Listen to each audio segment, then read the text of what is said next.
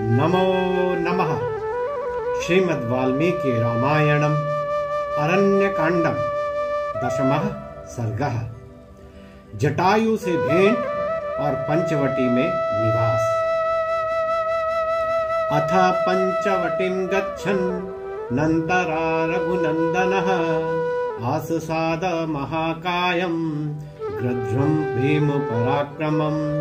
पंचवटी की ओर जाते हुए राम ने मार्ग में भीषण पराक्रम वाले एवं विशालकाय गृध्रराज अर्थात गृध्रकूट के भूतपूर्व राजा जटायु को देखा। तम दृष्ट्वा तौ महाभागौ वनस्थं राम लक्ष्मणौ मेनाते राक्षसं पक्षिं दुवाणो को भवानिते। महाभाग श्री राम और लक्ष्मण वनवासी उस जटायु को देखकर उसे राक्षसों के पक्ष का समर्थन करने वाला राक्षस ही समझकर उससे पूछने लगे, तुम कौन हो? सतौ मधुरया वाचा सौम्यया प्रीणयन्निव वाच वत्स मां विद्धि वयसस्यं पितुरात्मनः।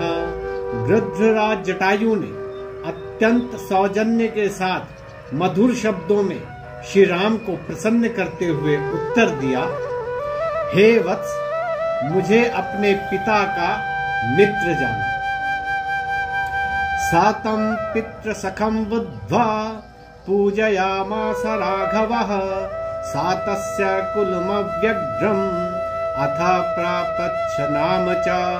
श्री राम ने उन्हें अपने पिता का मित्र जानकर उनका सत्कार किया, फिर उनसे उनका कुल और नाम पूछा। रामस्य वचनं श्रुत्वा स्वाकुलं जन्म चात्मनः आचचक्षे द्विजश्रेष्ठो यथावत् परिपृच्छतः। श्री राम की बात सुनकर क्षत्रिय श्रेष्ठ जटायु ने अपना कुल, जन्म और नाम आदि यथावत बतलाया।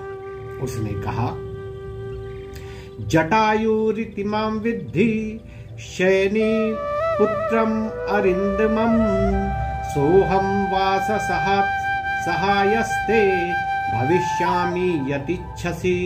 हे शत्रु संहारक, मेरा नाम जटायु है और मैं शयनी का पुत्र हूँ। यदि आप चाहेंगे तो वनवास में मैं आपकी सहायता करूंगा। इदं दुर्गम हिकांतारम मृग राक्षस सेवितम सीतां च तात रक्षिष्ये त्वयि याते स लक्ष्मणे।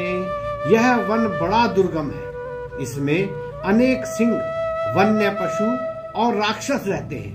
हे तात, जब तुम लक्ष्मण सहित आश्रम में कहीं दूर चले जाओगे तब मैं सीता की रक्षा किया करूंगा। जटायुषं तम प्रतिपूज्य राघवो सहायव तैनाति बलेन पक्षिणा जगाम तां पंचवटीं स लक्ष्मणो रिपुं दिदक्षन् शलभानिवानलः।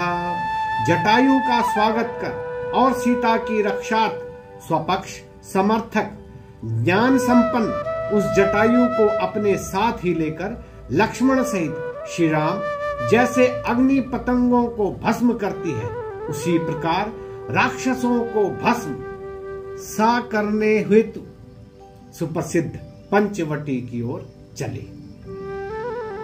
ततः पंचवटीं गत्वा नाना व्यालमृगायुतं उवाच भ्रातरं रामः सौमित्रिं दीप्त तेजसं। सर्प और हिंसक वन जंतुओं से परिपूर्ण उस पंचवटी में पहुंचकर श्री राम ने अपने तेजस्वी भाई लक्ष्मण से कहा, आगतः स्म यथोद्दिष्टम् अमुम देशं महर्षिणा अयं पंचवटी देशः सौम्या पुष्पित पादपः। हे सौम्य, हम महर्षि अगस्त्य के बताए स्थान पर पहुंच गए हैं। यही पंचवटी है जहां पुष्पित वृक्षों से भरा हुआ वन दिखाई दे रहा है। सर्वतश्चार्यतां दृष्टि कानने निपुणो यसी आश्रमा कर कतरस रस्मिन्नो देशे भवति सम्मतः। आश्रम बनाने के लिए उपयुक्त स्थान का चयन करने में तुम निपुण हो, अतः इस वन में दृष्टि फैलाकर देखो कि हम लोगों के आश्रम के लिए कौन सा स्थान उपयुक्त रहेगा। रमते यत्र वैदेही त्वामहं चैव लक्ष्मणः तादृशो दृश्यतां देशः सन्निकृष्ट जलाशयः। हे लक्ष्मण, ऐसा स्थान ऐसा होना चाहिए जहां सीता जी, तुम और मैं सभी सुखपूर्वक रह सके और जल भी समीप हो। एवं मुक्तस्तु रामेण लक्ष्मणः संयतांजलिः सीता समक्षं काकुत्स्थं इदं वचनम् अब्रवीत्।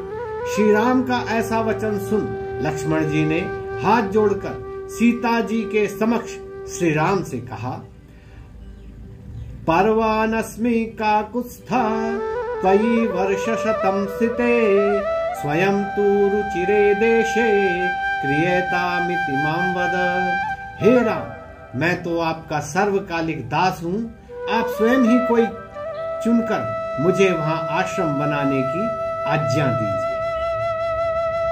सुप्रीतस्तेन वाक्येन लक्ष्मणस्य महात्मनः विमर्शन रोचयामास देशं सर्वगुणान्वितं। लक्ष्मण जी के वचन सुन श्री राम बड़े प्रसन्न हुए। उन्होंने सोचकर और खोजने के पश्चात एक रमणीय स्थान चुना जहां सब प्रकार की सुविधाएं प्राप्त थी। सातं रुचिरमाक्रम्य देशमाश्रम कर्मणि हस्तौ गृहीत्वा हस्तेन रामः सौमित्रम् अब्रवीत्। आश्रम बनाने के लिए उपयुक्त स्थान पसंद कर श्री राम अपने हाथ से लक्ष्मण के दोनों हाथ पकड़कर बोले, अयं देशः समः श्रीमान् पुष्पितैस्तरुभिर्वृतः इहाश्रम पदं सौम्या यथावत् कर्तुमर्हसि। हे सौम्य, यह स्थान समतल है और फूलों वाले वृक्षों से परिपूर्ण तथा रमणीय है, अतः इस स्थान पर तुम सभी प्रकार की सुख सुविधाओं से युक्त आश्रम का निर्माण करो। एवमुक्तस्तु रामेण लक्ष्मणः परवीरः अचिरेण श्रमं भ्रातुश्चकार सुमहाबलः। श्री राम के ऐसा कहने पर महाबली शत्रुंजय लक्ष्मण ने बहुत शीघ्र ही वहां पर आश्रम का निर्माण करना आरंभ कर दिया। पर्णशालां सुविपुलां तत्र शंखां मृत्तिकां सुस्तंभां मस्करैर्दीर्घैः कृतवंशां सुशोभनां। मिट्टी की दीवारें खड़ी करके और लंबे लंबे बांसों के खंबे लगाकर लक्ष्मण जी ने वह विस्तृत एवं शोभायमान पर्णशाला बनाई। ततः पुष्पबलिं कृत्वा शांतिं चासा यथाविधि दर्शयामास रामाय तदाश्रमा पदं कृतम्। तदनंतर श्री लक्ष्मण जी ने उस कुटिया को पुष्पों से समलंकृत कर और कुटिया में सुख शांति के सभी उपाय कर उस नवनिर्मित पर्णशाला को श्री राम को दिखाया।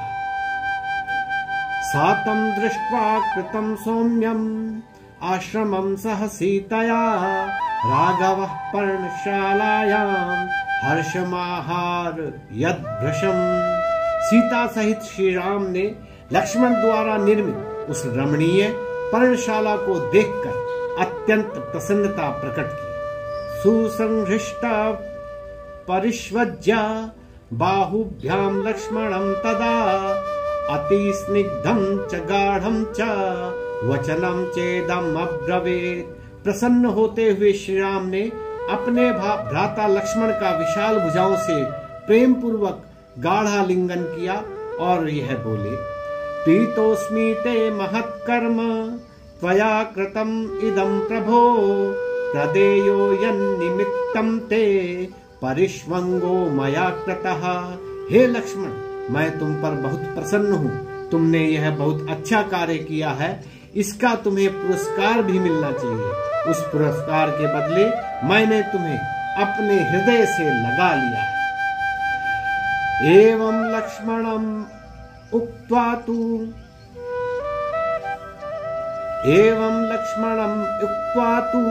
राघवो लक्ष्मीवर्धनः तस्मिन् देशे बहुफले न्यावसत् सुखम वशे। शांतात्मा लक्ष्मीवर्धन श्री राम लक्ष्मण जी से ऐसा कहकर उस बहुत फल फूल युक्त प्रदेश में सुखपूर्वक निवास करने लगे। नमो नमः।